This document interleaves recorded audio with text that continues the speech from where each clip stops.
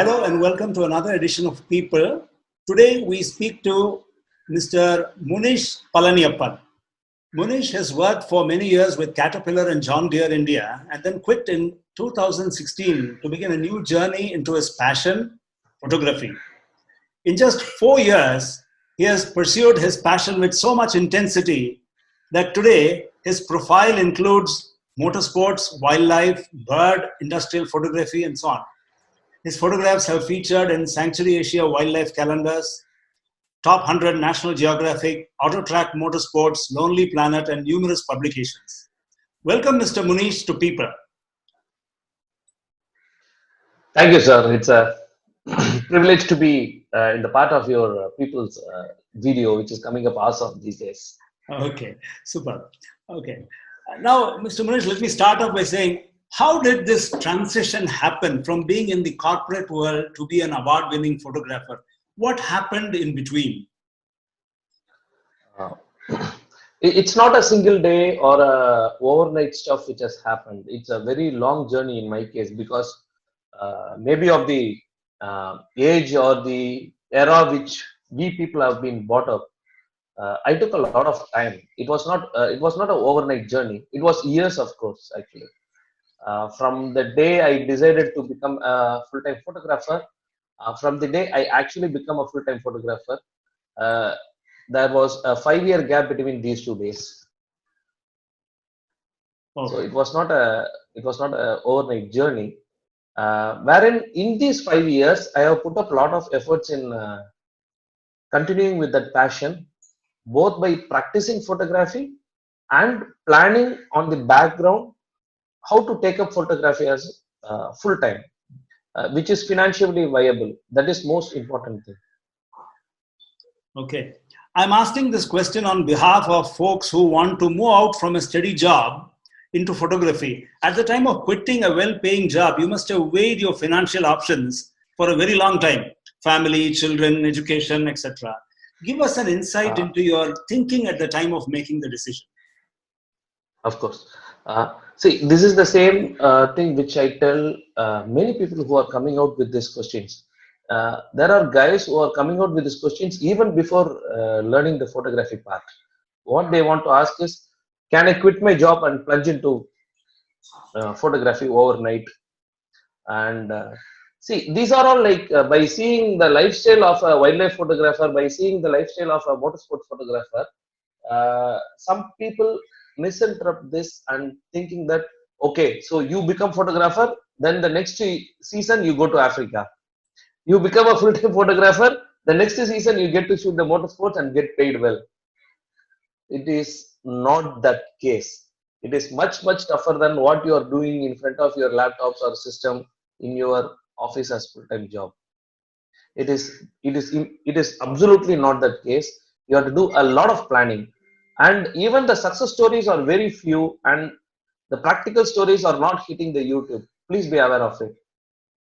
I am not calling it as failure stories. I am calling it as some practical stories where people have started up, and I have numerous examples of even my friends who have started up photography as full time and gone nowhere and lost their income also. So I don't want to be so pessimistic, but I want to be a little practical that it's not as green as you see in Instagram and Facebook. You be clear about that. Oh, wow. Okay. So you are an official photographer of the Madras Motorsports Club. Right, yeah. So I That's have right. seen I some of your was. spectacular pan shots, and I have also seen some great mammal, landscape, and bird photographs. So how much time do you spend shooting for your passion, or rather portfolio, when you're not directly doing any commercial work? Uh, if I directly count on some percentage stuff, uh, 70 percentage of my shooting time is for creating portfolio and passion only. Okay, shooting for passion and creating portfolio are the same stuff again. That occupies 70% of my time, whether it is learning or going out and shooting or going for a motorsports club for a favorite event or going for a landscape photography. All these things contributes to 70% of my engagement. Less than 30% is only on the commercial aspects. Even that feeds well on the financial balancing. That fits very well on the financial balancing, I would say. Oh, no. Uh, so for a photographer, uh, when you started off, or let's say for anyone starting off, what are the additional skills or added skills that is required in addition to being your standard profile? No, what are the Yes. additional skills? Uh, Additional skills. There are so many. particularly when you are going for a full-time engagement in photography. Correct. Particularly when you are going for a full-time photography, your photographic skills contributes to less than 20% of your success rate.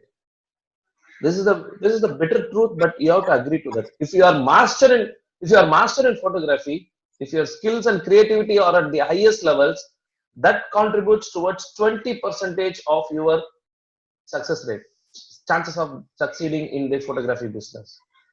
Like any other business, this business also runs at the basis of supply versus demand. The demand goes up and down, the supply goes up and down, and where you are placing yourself between these two determines the result. I would come up with some examples rather than general jargons. For example, your negotiating skills matters a lot, and self presentation. Every time you go and meet a client, it's a job interview. It's as good as a job interview. You are going with a portfolio, you are explaining to them about you, and you are winning their confidence. That's as good as a job interview. Every time you meet a client, unless it's a repeating client. And every time you work on the accounts, you have to be an accountant. Accountant means, like, when you are working on a quotation, you need to consider the overheads. Most of the times at the end of the project, you will come out with surprises. Overheads will pop out from somewhere, and how much you have to quote. And balancing the competition, you need to know the market, how much a person like you is quoting equally. If someone is quoting 1.5 lakhs for a job, if you are going with a 3.5 lakhs for the same quotation with a small portfolio, you are directly out of the league. There, your photography skill doesn't count at all. So these are some of the business related skills which are good. We should learn and prepare ourselves well in advance, not just with the amount of knowledge what you have in photography. That is must. That is the foundation for sure.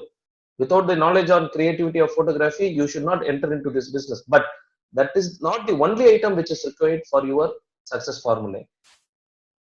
So this is what advice. Please parallelly engage. That's why I tell people, don't plunge in as a single stand. Go as an intern. Work with some organization or work with some people who are into full-time photography as interns or as assistant. You can know the ifs and buts of the business, and there are good people who are ready to teach. Even people who were working under me as interns or full time these days. So after learning, slowly step into the business, and that increases the chances of your success rather than directly plunging in and coming out with surprises. In addition to these Hope it. technical skills, what do you require? I mean, for editing, do you need to learn this right away before you plunge into photography? There are multiple ways of handling it. There are photographers who just take photographs and outsource editing, or there are freelancers available for editing. You can select which suits your style. In my case, whether it is motorsports or wildlife photography, I do the complete clicking to delivery till the editing, everything by my own. It gives me a comfort zone wherein while shooting itself, I decide how I'm going to edit this picture and how I'm going to present this to the uh, client. Wow, you This is usually with love respect. that. Okay. Yes. So this is with respect to photography. But when it comes to industrial portfolio videography, cinematography, I do only basic editing. I am not good in grading videos. So I hire an expert. I sit with him. I go to his studio. I sit with him and I explain him frame by frame what I want, and take the technical expertise of that person and get things done. And I spend extra for that, but it is required for the perfect delivery to the client, of course. Wow, so much workflow there. So it's a very long workflow. It's as good as creating a movie. I'm It going to has ask, a script. yeah, sorry, you were telling something. Yeah. No, it has a script of its own. The script has to be finalized with client. Then you have to come out with a voiceover. Then with the voiceover, you need to create the scenes and frames separately. That is as good as a screenplay. Then the fifth step is the shooting. Okay. So before shooting itself, you are completing 4 stages of it. Then come post production. Then comes the first cut. Then comes the final cut. Then the delivery of it. It's a long process. Long process. Okay. I need to ask you one important question. See, there is so much attention to photography gear these days than the art of making a picture. That is actually being pushed into second position. Why has equipment taken more priority? Do we really need that gear, that much gear? Hmm. Okay, I will give two statements out of it. Statement number one: the technology and the gear in particular, which are a decade old technology. For example, FID Mark II is a 10-year-old camera, or 10 plus year old camera, or any camera for that matter, which is a decade old, can cater to the need of the requirements as on date. 2 months back or 1 month back, I have seen cameras which are coming out with 6K resolution and 8K resolution. You don't even have the displays these days. And if you check by the statistics of YouTube and Netflix or Amazon, 95 to 98 percentage of the people sees in less than the resolution of 1080p. 1080p, and most of the people, 99% of the people who are seeing the content through mobile phone are seeing at 720p or 480p. So the technology as of date available is 8K, but 98 percentage of the people are here. There is a huge gap between these two. And what happens here is it's a marketing gimmicks people like brand uses for 4K, 8K, and all those things. This is this is one side of the technological opinion. On the other side, with the technological advancements, it makes our job a bit easy on the field. Rather, for that particular period of time, we can concentrate on something else like framing. For example, the mirrorless stuff which are available these days are way more advanced than what you can shoot in a SLR. In DSLR, I need to have a separate LED out, or I need to go through the viewfinder to see what it is being captured when I'm shooting video. Wherein in mirrorless, just through the viewfinder, you can shoot the video out of it, and that makes my job easier. Wherein for that point of time, I can concentrate something else other than just thinking about how to come out of these limitations. So there are two sides of it. Oh wow. Okay. So you are saying that it allows more time to be creative. Exactly. More time to It be. allows more time to be creative. For example, when I'm shooting for a video with a mirrorless camera, I need not to wait for bigger stuffs like an external LED display or something like that. Just with the viewfinder. 4 to 5 years ago or 3 years ago, this was not possible because even though mirrorless was there, there was an image lag between what it is actual and what you see in the electronic viewfinder. But today, with the technological advancement, the time lag is almost come to zero. It is as good as optical viewfinder.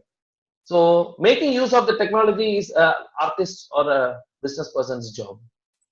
You Wow. have to accommodate to the technology, whether you like it or not. The world is moving forward. Adapting. Yeah, adapting is so important. Yeah, adapting is the key. Okay. Whether you like it or not, you can debate on Facebook, you can debate on Instagram, you can debate on YouTube that film was the best and pinhole was the best and whatever was the best.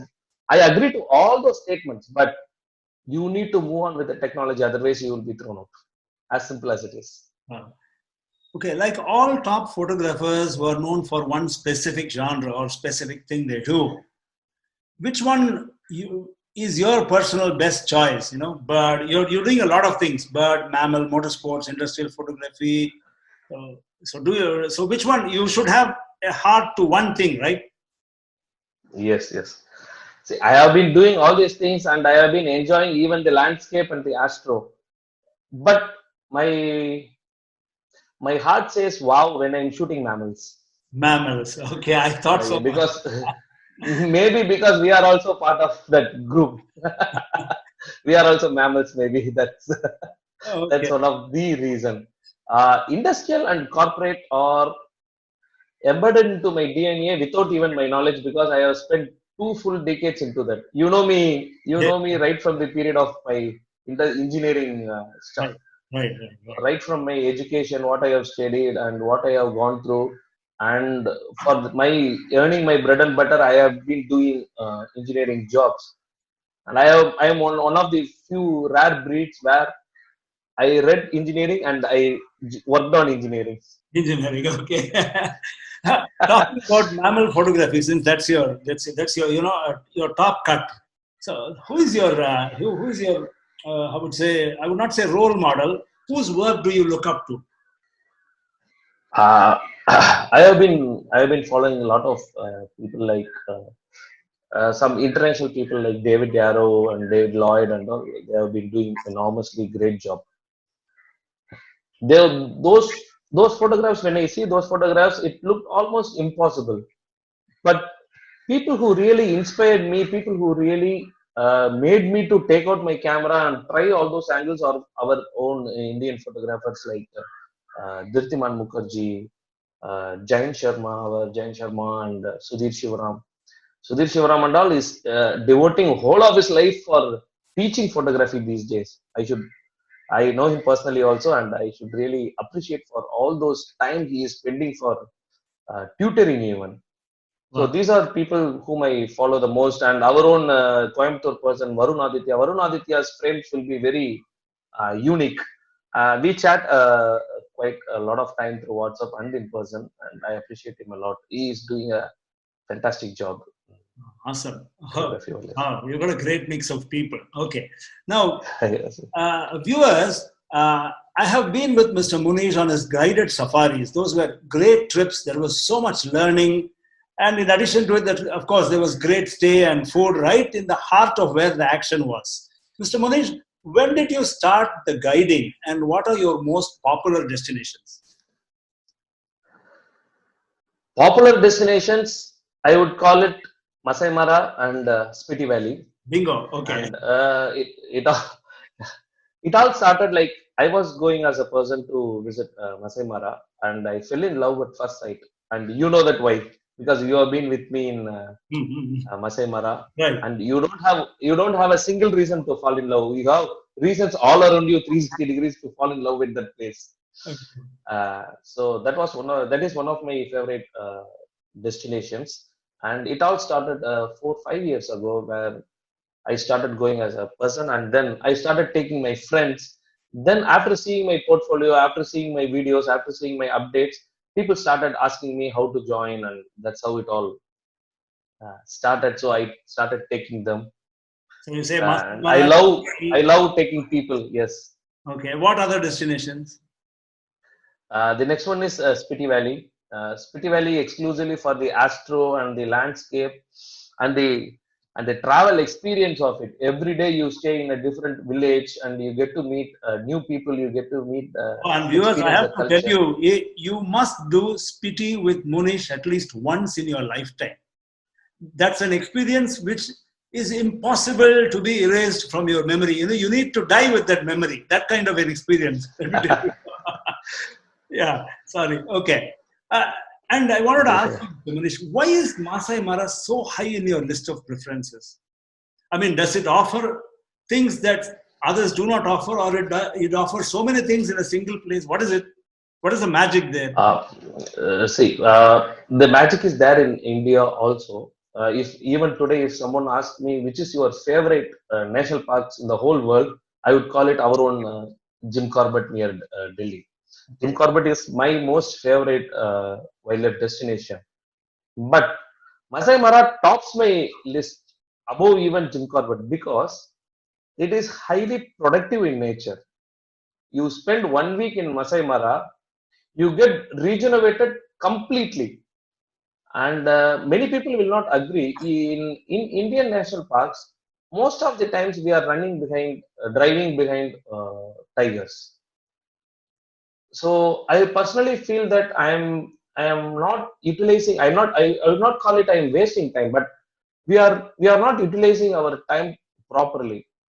For example, for the same kind of experience you have in Masai Mara for 1 week, you need to spend at least 1 month in Jim Corbett to have the same level of experience.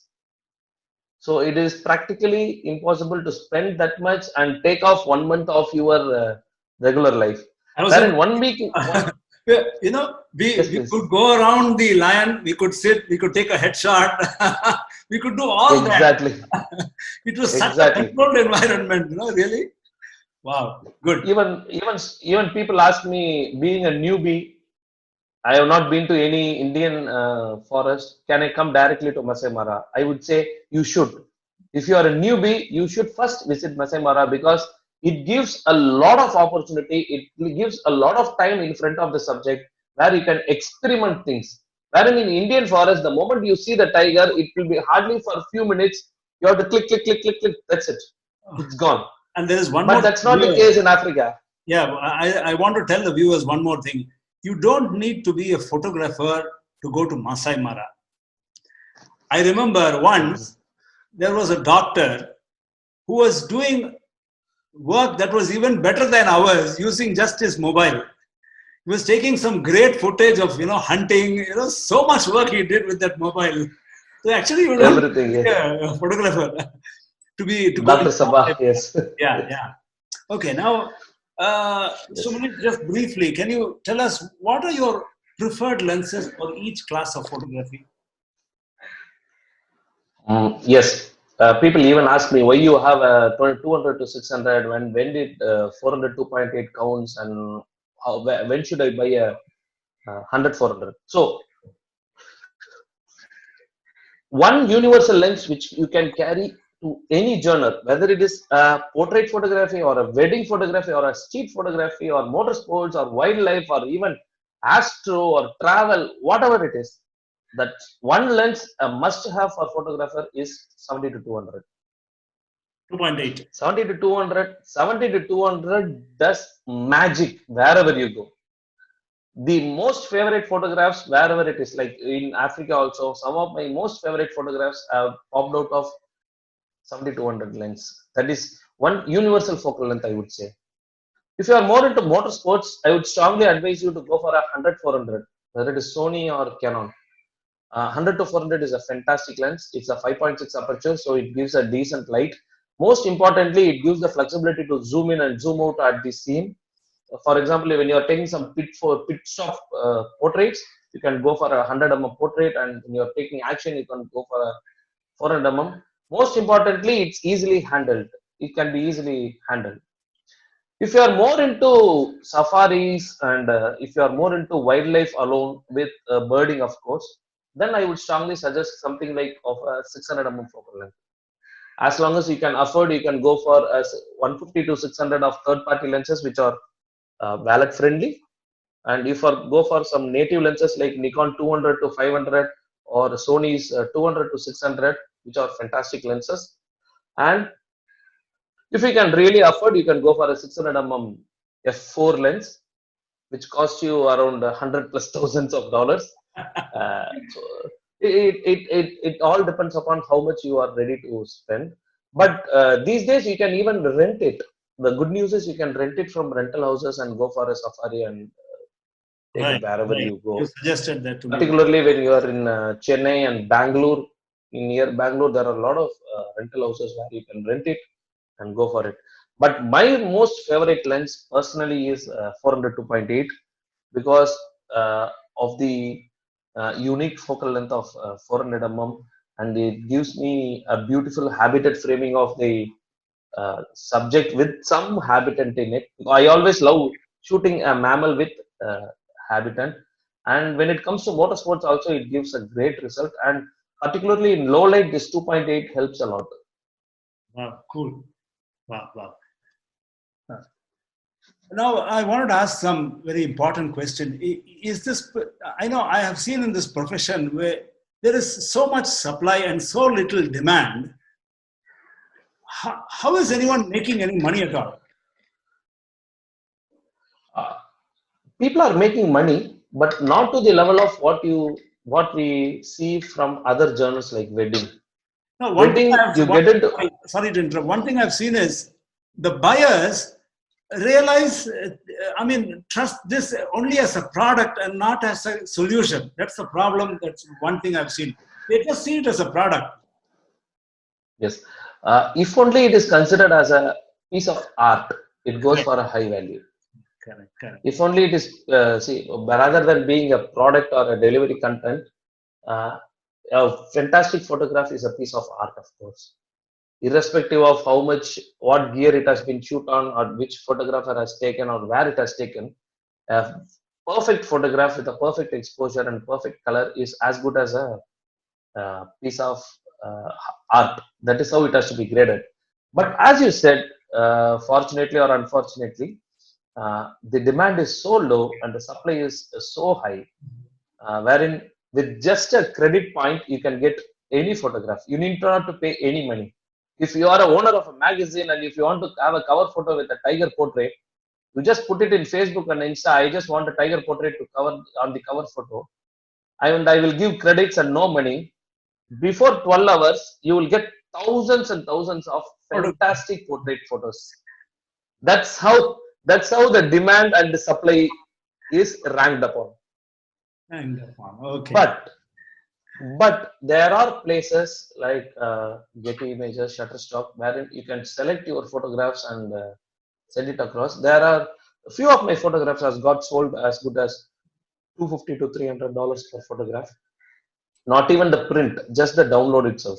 So they just download and I get the money. Okay. But even then, compared to what I have spent on the trip, what I have spent on the gears, that amount looks negligible again. Negligible. Okay. Yes. So when it comes to earning, it's all indirect. It's not direct. It's always indirect. We have time for just a couple of questions. So, what are your new plans? Are you planning a studio or something?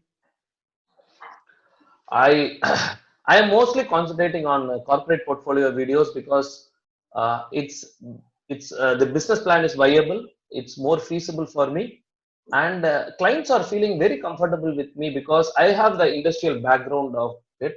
So they just give me the idea, and it was like a cakewalk for me all through. So I am concentrating more on corporate videos and portfolios, even for small and medium enterprises, people are whom are interested. And right now, because of this lockdown, there was some lag. But right now, I have some 2 to 3 projects lined up for corporate portfolio. That's where I'm mostly concentrating on. If I am going for a studio, I would love to go for a studio exclusively for kids photography. But I'm not sure how I can manage my time on that because when I'm opening a studio, I should be there for shooting. Correct. For delivering that quality. So as on date, it is not viable. Awesome. I am concentrating more on corporate portfolios. Okay. One final question is: what is your advice to budding photographers who are interested in any genre of photography? I mean, the topic. Be it wedding, be it motorsports, or whatever it is. Before even getting into the earning part of it, make sure you are learning the photography stuff completely. For example, if you are into wedding or if you are into motorsports, you take some fast action shoots even at the streets. You learn panning shots. Everything is available in YouTube, but you need to practice and you need to enhance your skills and go for an internship. Ask for an assistantship with people. You can assist photographers, and when you are going for an internship requirement itself, you have to go with the portfolio, not with just with your interest. Nobody is going to believe you have a passion or interest. You should go with the portfolio and say, sir, this much I have done. Given a chance, I can proceed further. Please give me a chance. You have to ask hundreds and hundreds of people before getting one yes to that. So you go on the field and prove yourself.